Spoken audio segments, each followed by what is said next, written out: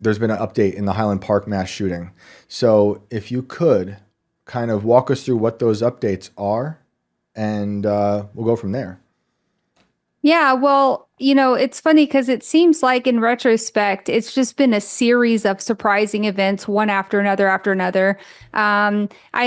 Most mass shooting cases are pretty open and shut, right? The person goes and commits a shooting. A lot of people see them. Usually they end up dead.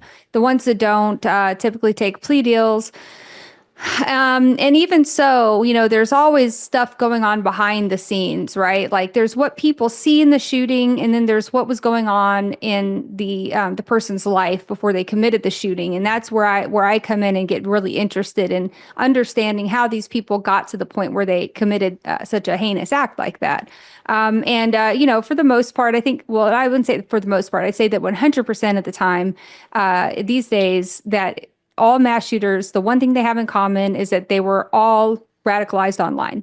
That's a common denominator. People talk a lot about other common denominators, they talk about guns, they talk about, this and that. But in reality, this doesn't just apply to mass shootings. It also applies to any kind of mass killing event. There's a lot of stabbings that also fall under this blanket. And so I think that the one thing that they all actually have in common is these, weird online groups they were in. And for some reason, that's the thing that's talked about the least. Yeah.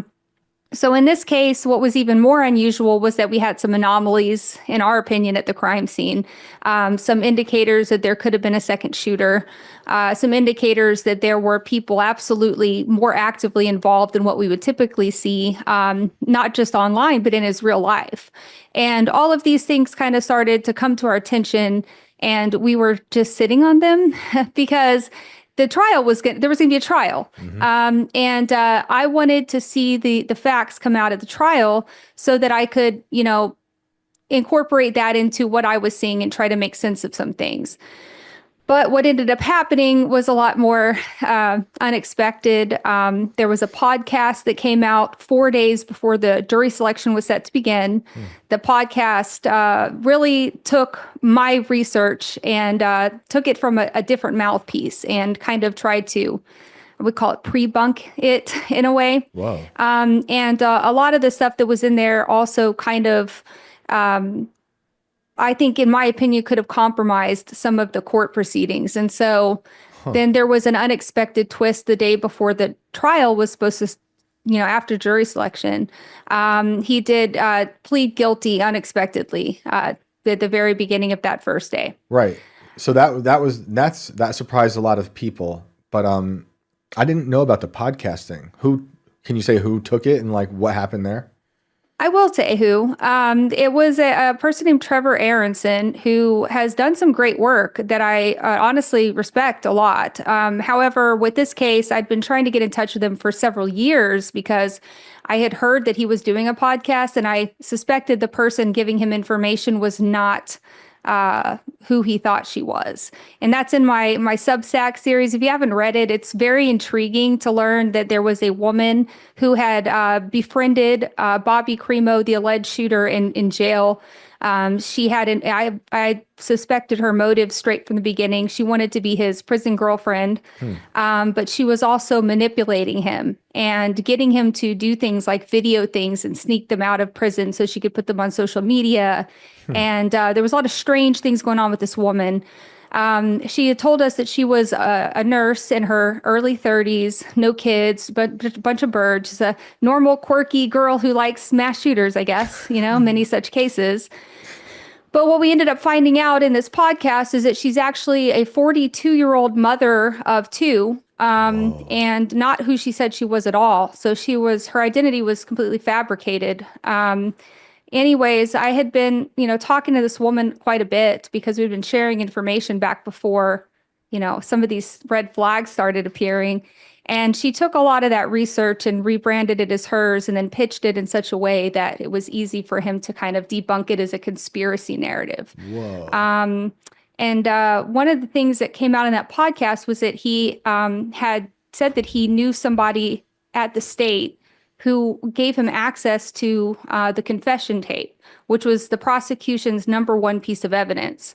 And it was under a very strict gag order. So the fact that a podcast 4 days before the trial was set to begin came out and it seemed to confirm that he violated a gag order was very unprofessional and alarming. It also, the things that he put in that podcast also potentially compromised the father's testimony. So the defense decided not to use him as a witness, so a lot of the things in that podcast did affect, or potentially affect the legal proceedings, which I thought was kind of unprofessional. Do you think this was was this on purpose?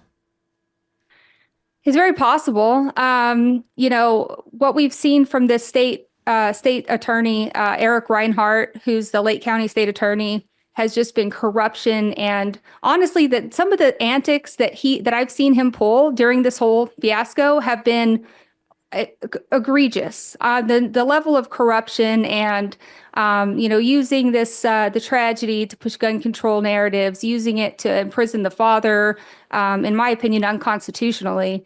And, all of the things that he did to contribute to the media circus intentionally were really just like, I lost all faith in the justice system. Like I saw a side of the justice system that I wish didn't exist. Yeah, and now I've started to question everything, right? Yeah. Like to what extent are people just framed by district attorneys? Like it's very alarming to see this kind of situation play out firsthand. And of course, my information, and one of the reasons I didn't go public with a lot of this was because a lot of the information was coming from the alleged shooter and his family. And I was respecting their wishes to kind of remain confidential because I didn't want to disrupt any of the legal proceedings or anything like that. I wanted to see the trial play out. But once that podcast came out, I decided to just start dropping what I had because there was no point in not doing it anymore. Yeah. So that's what happened. The Justice Department, this whole system is pretty screwed up. I've been following a case for years about this guy. His name is Nicholas Tartaglione. Just real quickly, like he's a former cop who turned like muscle builder turned drug dealer, and was put in prison after he executed 4 men and buried them on a pig farm. Was put in a federal prison in New York City, and wound up becoming Jeffrey Epstein's cellmate, and was the guy who beat up Jeffrey Epstein. So his whole story is crazy, and I was following it before he was even in prison.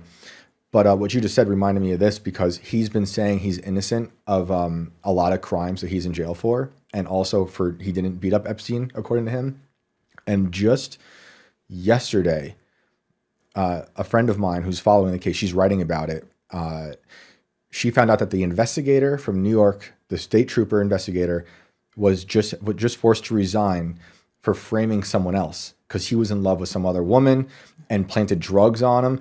And this guy, who I've been following, Tartaglione, has been saying that this same investigator has been doing the same thing to him. I'm like, yeah. Oh, wow, sounds pretty similar in an odd way. So yeah, I have very little faith, unfortunately, in the system. But before we go deeper into the roots of all the stuff that Cremo is connected to and the system at large, can you just give people listening a quick background, more like what that Highland Park mass shooting was and how you got involved in it? Yeah, sure. So at the time, I was already looking into mass shootings. That was like the thing that I was really into investigating. Particularly, I was investigating their online influences and trying to take it away from like these typical things we see thrown around, these kind of tropes, I would call them, right? That really seem to serve an agenda and don't actually get to the root of the matter, which is what's going on in these people's heads and what led them to this place, and do they all have that same online radicalization vector? And so the Highland Park mass shooting happened on July 4th, 2022. You might remember because it dominated the news coverages that day because there was a manhunt. The shooter escaped. He shot from the top of a roof down onto a 4th of July parade, and then escaped the scene. And there was like a manhunt. They found him about 8 hours later, I think. And it was this kid, you might remember, he was Awake the rapper. He was like a SoundCloud rapper, little skinny white kid with like face tattoos. And he had all these music videos that like bizarrely seemed to like foreshadow the shooting. But we would later find out that those videos were made years before. So some weird stuff. And a lot of people saw that and were immediately kind of like, oh, this, why was this kid allowed to do this and that and buy guns and this and that, which is a slippery slope. Okay. Like, Yeah. we don't ban people from buying guns because they have face tattoos here. This is America, Yep. right? But you saw a lot of these false narratives going around because the kid was an online troll. Okay. So you see him wearing a Where's Waldo outfit at a Trump rally. And people would be like, oh, he was a Trumper, he was a right wing, but you don't understand that he was just there to troll people. A lot of the stuff that he did online was really just trolling. I think that ultimately I've decided that he's mostly apolitical, but more like anti-government than anything else. I wouldn't definitely not call him right wing. Then there was a lot of misinformation spread around about various other aspects of his life, and just the media. The flood of misinformation was crazy to see playing out in real time, because I had started on this, like, as soon as the shooting happened, I started to archive all of his background and dig with a bunch of online researchers. We were really deep in the weeds of this kid. And then to start seeing the media come out with these false narratives, these influencers pushing these crazy ideas that weren't true, was really bizarre and unnerving. So for me, I started to put out some videos correcting some of these mistakes, and also presenting some of the evidence that didn't quite make sense, like the fact that there were bodies that were laying outside of the viewpoint of the rooftop that he allegedly shot from, which was the most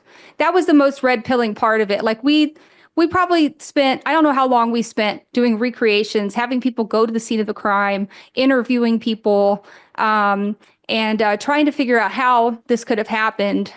There was also eyewitness interviews with a specific person who claimed that he saw the shooter on the ground, which would make a lot more sense considering where the victims were. And his testimony was like so specific. He was saying that I would recognize this guy anywhere. I looked in his eyes. I saw his gait when he ran away, like he was crouched in a military crouch. Well, the investigators decided that he was suffering from mass hysteria. So he did not get to testify or anything else. They said, you're a crazy guy, and they let him go. But when we're recreating the crime scene, we're like, he's actually, that person crouching on the corner was really the only way that person could have gotten hit, all the way at the back there. So we started to pitch this idea of, could there have been a second shooter? And he wasn't the only person also to see a different person that didn't match the description. So there's a lot of really strange anomalies in this one that led us down a rabbit hole.